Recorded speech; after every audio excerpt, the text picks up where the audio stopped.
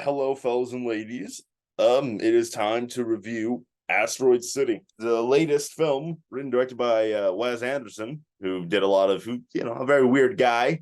You probably know him from like Grand Budapest Hotel, Royal Tenenbaums, Fantastic Mr. Fox, and you also know him as a freak of nature. His latest film takes place in this desolate, wet, fucking desert city called Asteroid City, and there's like I guess a junior stargazer event, but then aliens happen. Let me start by saying Wes Anderson is not always my cup of tea, if I'm being completely honest. I know it's illegal to trash him, and he's kind of become that guy on Twitter where if you say any valid criticism of him, it just doesn't count anymore, I guess, because fucking film criticism and nuance on Twitter is dead. If it ever was alive. Dude, I definitely acknowledge where the appeal for his films come from, but for me personally, especially recently, I found him to just be a little bit too indulgent and relying on a style more than a cohesive plot. In his earlier work, like Life Aquatic or Royal Tenenbaums, I can acknowledge that my dislikeness. I mean, okay, that's not right. I did like those movies,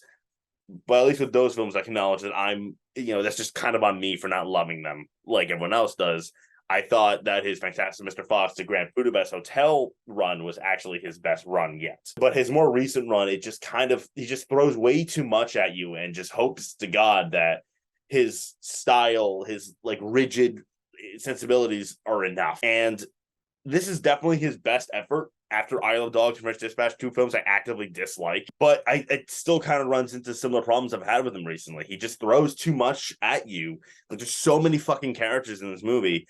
And then it's just kind of like, let's just throw a palette, like this unique style in there and hope that's enough. And there is a lot of eye candy in this movie. It's a very beautiful looking film. Wes Anderson definitely deserves credit for being the unique filmmaker he is, because he is good at that. He knows what he wants to do, and I love that he has full creative autonomy. And credit where credit's due. The movie does at worst attempt to create a emotional crux, and it does feel like Wes wants to say something this time around.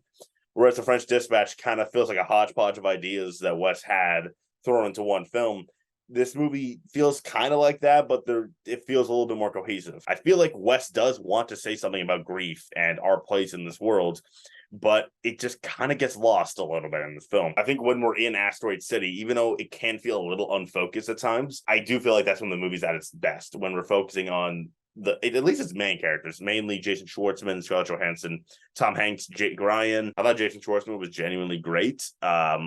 I don't think Tom Hanks really works for like Wes Anderson's stuff.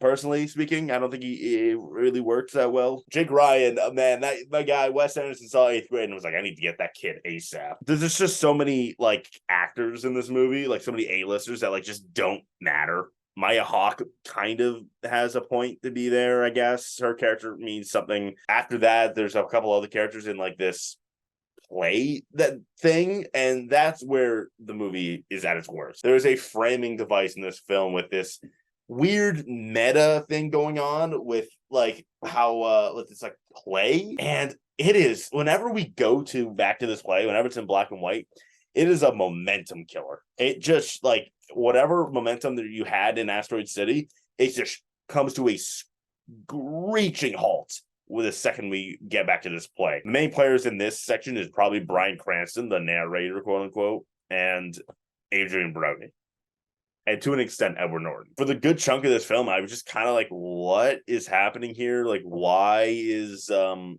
Wes doing this? It feels very self-indulgent in these moments, where it's just like you could have had this beautiful thing going on in Asteroid City, but you had to just halt it with this fake play. It didn't really work for me kind of at all. Maybe a second watch will help, because maybe I was just so caught off guard, but I just think it was such a weird creative decision. It wasn't until like the very end where I finally understood the idea behind the play, but at that point it was too late. Also, I know this is like Wes Anderson's thing, quote unquote, but like, I'm sorry, if you want me to feel emotion for these guys, it's kind of hard to do that when they are expressing nothing. I get it, that's Wes Anderson's thing, but you know what, it just you're missing something there.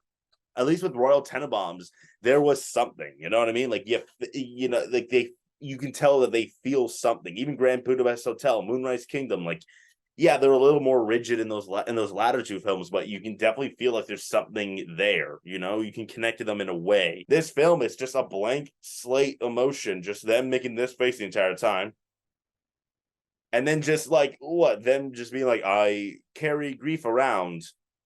Very, you know, I'm very sad about that. And like what, that's profound. Isn't it supposed to be show don't tell? I thought that was supposed to be the case. That is to say, I still like this movie.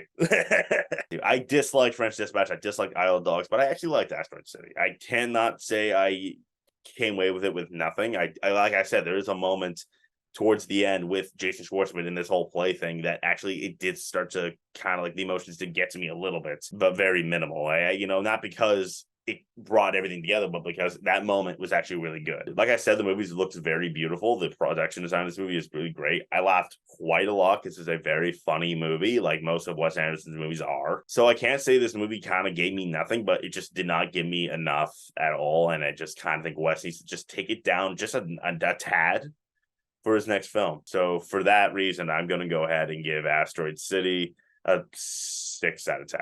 All right, that's the movie. Like, subscribe, share, and just a heads up, if you're going to go watch this movie because you want to see Jeff Goldblum, oh boy, do I got some bad news for you. They should not have put him on that poster.